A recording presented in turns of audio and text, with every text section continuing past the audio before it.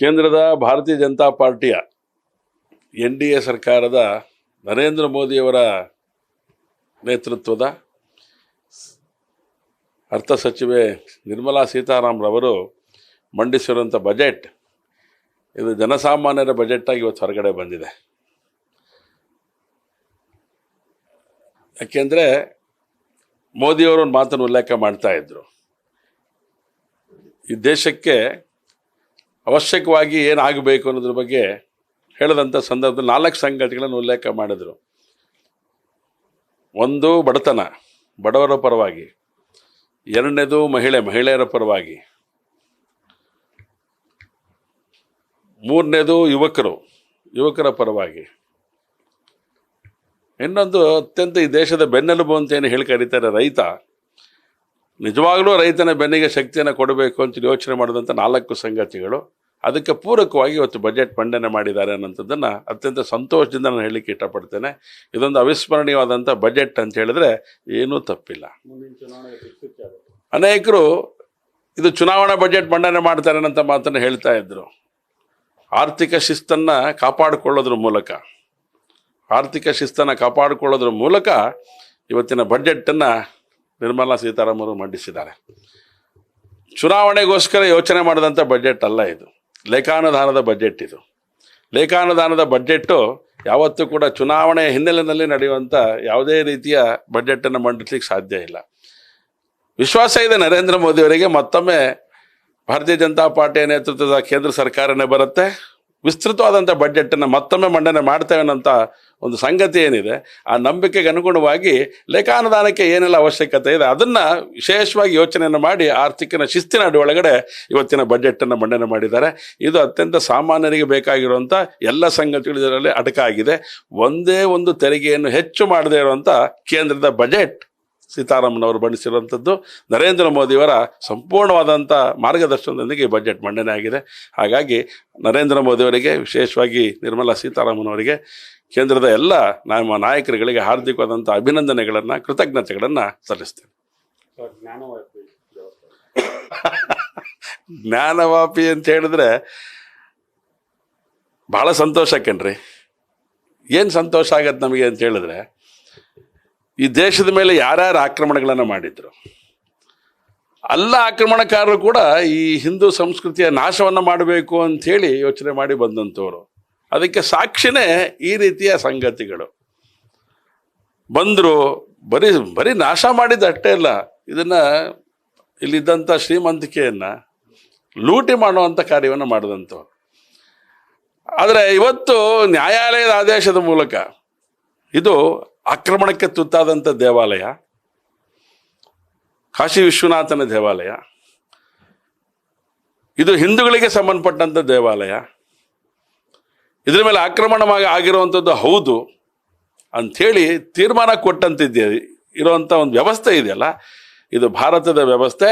ಇದು ಹಿಂದೂಗಳಿಗೆ ಸಿಕ್ಕಂಥ ದೊಡ್ಡದಾದಂಥ ಒಂದು ನ್ಯಾಯ, ಜಯ, ಹಿಂದೂಗಳಿಗೆ ಸಿಕ್ಕಂಥ ದೊಡ್ಡದಾದಂಥ ಒಂದು ಜಯ ಅನ್ನೋಂಥ ಮಾತನ್ನು ಈ ಸಂದರ್ಭದಲ್ಲಿ ಸಂತೋಷದಿಂದ ಹೇಳಲಿಕ್ಕೆ ನಾನು ಇಷ್ಟಪಡ್ತೇನೆ. ಯಾರ್ಯಾರು ಯಾವ್ಯಾವ ರೀತಿಗಳನ್ನು ಮಾತುಗಳನ್ನು ಆಡ್ತಾ ಇದ್ರು, ಅಲ್ಲೆಲ್ಲಿದ್ದಾನ್ರಿ, ಅಲ್ಲೇನಿದೆ ರೀ, ಬರೀ ಹಿಂದುತ್ವ ಅದು ಇದು ಅಂತ ಮಾತಾಡಿಕೊಂಡು ನಾಚಿಕೆಗೇಡಿತನದ ಹೇಳಿಕೆಗಳನ್ನು ಕೊಡ್ತಾ ಇದ್ರು. ಅವರೆಲ್ಲರಿಗೂ ಕೂಡ ಇವತ್ತು ಉತ್ತರ ಸಿಗೋ ರೀತಿಯೊಳಗಡೆ ನ್ಯಾಯಾಲಯ ಆದೇಶ ಕೊಟ್ಟಿರುವಂಥದ್ದು ಇವತ್ತು ಕೈಗನ್ನಡಿ ಆಗಿದೆ. ಈ ಥರದ ಇನ್ನೂ ಅನೇಕ ದೇವಸ್ಥಾನಗಳು ಈ ದೇಶದಲ್ಲಿ ಇದೆ ಅನ್ನೋದಕ್ಕೆ ಈ ತೀರ್ಮಾನನೇ, ನ್ಯಾಯಾಲಯದ ತೀರ್ಪೇ ಒಂದು ಸಾಕ್ಷಿ ಅಂತೇಳಿ ನಾನು ಈ ಸಂದರ್ಭದಲ್ಲಿ ಹೇಳ್ತೇನೆ. ನ್ಯಾಯಾಧೀಶರಿಗೆ ನಾನು ಅತ್ಯಂತ ಋಣಿಯಾಗಿದ್ದೇನೆ ಇವತ್ತು. ಯಾಕೆಂದರೆ ಇಡೀ ಹಿಂದೂ ಸಮಾಜದ ಗೌರವವನ್ನು ಎತ್ತಿಡಿದಿರುವಂಥ ನ್ಯಾಯಾಧೀಶರಿಗೂ ಕೂಡ ಎಲ್ಲವನ್ನೂ ಅವಲೋಕಿಸಿ ನ್ಯಾಯವನ್ನು ಕೊಟ್ಟಿರುವಂಥವ್ರು ತಾವು, ಹಿಂದೂಗಳಿಗೆ ಜಯವನ್ನು ತಂದುಕೊಟ್ಟಂಥವ್ರು ನೀವು. ಹಾಗಾಗಿ ನೀವು ಅಭಿನಂದನೆಗಳು ಸಲ್ಲಿಸ್ತೇನೆ. ಇಡೀ ಹಿಂದೂ ಸಮಾಜ ಇವತ್ತು ಅತ್ಯಂತ ಸಂತೋಷದಿಂದ ಈ ಒಂದು ತೀರ್ಪನ್ನು ಸ್ವಾಗತ ಮಾಡಿದೆ, ನಾನು ಸ್ವಾಗತಿಸ್ತೇನೆ.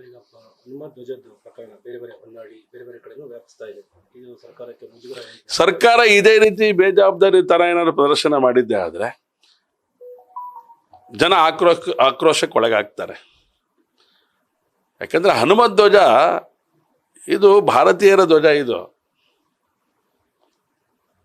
ಇದನ್ನು ಯಾವುದೇ ಕಾರಣಕ್ಕೂ ಅದನ್ನು ಹೀಗೆ ಸುಮ್ಮನೆ ಬಿಡ್ಲಿಕ್ಕೆ ಸಾಧ್ಯ ಇಲ್ಲ. ಹನುಮನಿಗೆ ಅಪಮಾನ ಮಾಡುವಂಥದ್ದು ಸರಿಯಲ್ಲ. ಹಿಂದೂಗಳ ಭಾವನೆಗೆ ಧಕ್ಕೆ ತರುವಂಥ ಸರ್ಕಾರದ ನೀತಿ ಇದು ಸರಿಯಲ್ಲ. ಈ ಸರ್ಕಾರದ ಹಿಂದೂ ನೀತಿಯನ್ನು ವಿರೋಧ ಮಾಡುವಂಥ ತಮ್ಮ ಕೃತ್ಯ ಇದೆಯಲ್ಲ, ಇದನ್ನು ನಿಲ್ಲಿಸಬೇಕು ಅಂತ ನಾನು ಆಗ್ರಹ ಮಾಡ್ತೇನೆ. ಯಾಕೆಂದರೆ ಇವತ್ತು ಹನುಮ ಧ್ವಜದ ಬಗ್ಗೆ ಚರ್ಚೆ ಮಾಡ್ತಾ ಇದ್ರಿ. ಈ ದೇಶದ ಜನ ಎಲ್ಲೆಲ್ಲಿ ಜೆಂಡಾ ಕಟ್ಟೆಗಳಿದೆ, ಆ ಜೆಂಡಾ ಕಟ್ಟೆಗಳ ಬಗ್ಗೆ ಚರ್ಚೆ ಶುರು ಮಾಡೋದು ಏನು ಮಾಡ್ತೀರಿ? ಸೌಹಾರ್ದಯುತವಾಗಿ ಭಾಳ ಬದುಕ್ತಾ ಇದ್ದೇವೆ ನಾವು. ಈ ಆಕ್ರೋಶ ಎಲ್ಲಿಗೆ ತೊಗೊಂಡೋಗ್ಬೇಕು ಅಂತ ಸರ್ಕಾರದ ತೀರ್ಮಾನ ಆಗಿದೆ. ಸರ್ಕಾರ ನಿರ್ಣಯ ಏನಾರು ಒಂದ್ಸರಿ ಹೇಳ್ಬಿಡಿ. ಹಾಗಾಗಿ ಸಾರ್ವಜನಿಕವಾಗಿ ನೀವು ಮಾಡ್ತಾ ಇರೋಂಥ ಒಂದು ಆದೇಶ ಕೊಡದೆ ಹೋದರೂ ಕೂಡ ಇದು ನಮ್ಮದು ತೀರ್ಮಾನ ಅಂತ ಹೇಳೋವಂಥ ರೀತಿ ಒಳಗಡೆ ತಾವಿದ್ದೀರಿ. ಇವತ್ತು ಸೌಹಾರ್ದಯುತವಾಗಿ ಸಹಬಾಳ್ವೆ ಅಂತ ಒಂದು ವ್ಯವಸ್ಥೆಗೆ ಧಕ್ಕೆ ತರುವಂಥ ಕೆಲಸವನ್ನು ರಾಜ್ಯ ಸರ್ಕಾರ ಮಾಡ್ತಾ ಇದೆ. ಸಿದ್ದರಾಮಯ್ಯನವರು ಇದನ್ನು ಅರ್ಥ ಮಾಡ್ಕೊಳ್ತಾರೆ ಅಂತ ನಾನು ಅಂದ್ಕೊಂಡಿದ್ದೇನೆ. ದೊಡ್ಡವರಿದ್ದಾರೆ ಅವರು. ಜೆಂಡಾ ಕಟ್ಟೆಗಳ ಬಗ್ಗೆ ಆಲೋಚನೆ ಶುರು ಆಯಿತು ಈ ದೇಶದಲ್ಲಿ. ಅದು ಇರಬಾರ್ದು ಅಂತ ತೀರ್ಮಾನ ಆಗಿಬಿಟ್ರೆ, ಹೇಗೆ ಹನುಮ ಧ್ವಜ ಇರಬಾರ್ದು ಅಂತ ಹೇಳ್ತೀರೋ ಹಾಗೆ ಇನ್ನೂ ಯಾವುದೇ ಧ್ವಜ ಇರಬಾರ್ದು ಅಂತ ಚರ್ಚೆ ಶುರು ಆಗ್ತಾ ಇದೆ. ಆಗ್ಬಿಟ್ರೆ ಎಲ್ಲಿಗೆ ಹೋಗಿ ನಿಲ್ತೀರಿ? ನೀವು ಕಾರಣಕರ್ತರಾಗಬೇಕಲ್ಲ. ಅದಕ್ಕೆ ಮಾಡಬೇಡಿ, ಒಳ್ಳೆಯದಲ್ಲ. ರಾಜ್ಯದ ಹಿತದೃಷ್ಟಿಯಿಂದ, ದೇಶದ ಹಿತದೃಷ್ಟಿಯಿಂದ ಈ ಥರದ ಸಂಗತಿಗಳನ್ನು ಯಾರು ಕೂಡ ಮಾಡಬಾರ್ದು.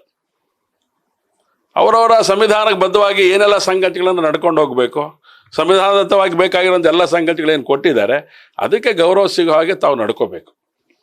ಇದು ಸಂವಿಧಾನ ನಾನು ಸಂವಿಧಾನಕ್ಕೋಸ್ಕರ ಬದುಕ್ತೇನೆ ಹೇಳುವಂಥ ಸಿದ್ದರಾಮಯ್ಯನವರು ಇದನ್ನು ಅರ್ಥ ಮಾಡಿಕೊಂಡು ಹಿಂದೂಗಳ ಪರವಾಗಿ ನಿಲ್ಲಬೇಕು, ಹನುಮ ಧ್ವಜ ಪರವಾಗಿ ಕೂಡ ನಿಲ್ಲಬೇಕು. ನಿಲ್ಲದೆ ಹೋದರೆ ಹನುಮಂತ ನಿಮಗೇನು ಶಿಕ್ಷೆ ಕೊಡಬೇಕೋ ಕೊಡ್ತಾನೆ ಅಷ್ಟೇ. ಸರ್, ಈಗ ಎಲೆಕ್ಷನ್ ವೋಟ್ ಹಾಕಿಲ್ಲ ಅಂದ್ರೆ ಗ್ಯಾರಂಟಿ ಯೋಜನೆಗಳು ಮುಂದೆವರಿಯಲ್ಲ ಅಂತ ಹೇಳಿ ಕಾಂಗ್ರೆಸ್ ಇಷ್ಟು ವರ್ಷ ಮತದಾರರನ್ನ ಭಯಪಡಿಸೇ ಓಟನ್ನು ಕೀಳ್ತಾ ಇದ್ದಿದ್ದು. ಮತದಾರರಿಗೆ ರಕ್ಷಣೆಗೆ ಭಾರತೀಯ ಜನತಾ ಪಾರ್ಟಿ ಇದೆ ಅನ್ನೋಂಥ ಪರಿಣಾಮ ಯಾವಾಗ ಜಾಗೃತಿ ಆಯಿತು ಆವಾಗ ಕಾಂಗ್ರೆಸ್ಸನ್ನು ಧಿಕ್ಕರಿಸಿದ್ದಾರೆ.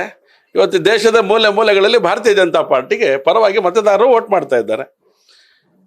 ಹಾಗಾಗಿ ನಿಮ್ಮ ಗೊಡ್ಡು ಬೆದರಿಕೆಗಳಿಗೆ ಮತದಾರ ಇವತ್ತು ಯಾವತ್ತೂ ಕೂಡ ಮತದಾರ ಗೊಡ್ಡು ಬೆದರಿಕೆಗೆ ತಲೆ ಕೊಡೋದೇ ಇಲ್ಲ. ಯಾಕಂದ್ರೆ ಈ ಚುನಾವಣೆ ಯಾವುದ್ರ ಮೇಲೆ ನಡೆಯುತ್ತೆ ಅನ್ನೋದು ಭಾಳ ಇಂಪಾರ್ಟೆಂಟ್ ಅಲ್ಲ. ನೀವು ಎಲ್ಲ ಚುನಾವಣೆನೂ ಎಲ್ಲ ರೀತಿಯ ಒಳಗಡೆನೂ ಈ ರೀತಿಯ ಗ್ಯಾರಂಟಿಗಳ ಮೇಲೆ ನಡೆಯುತ್ತಾ? ಈ ದೇಶದ ಸಂರಕ್ಷಣೆಗೆ ಯಾರು ಗ್ಯಾರಂಟಿ ಕೊಡ್ತಾರೆ ಅವ್ರ ಜೊತೆಗೆ ನಿಲ್ತಾರೆ ಮತದಾರ.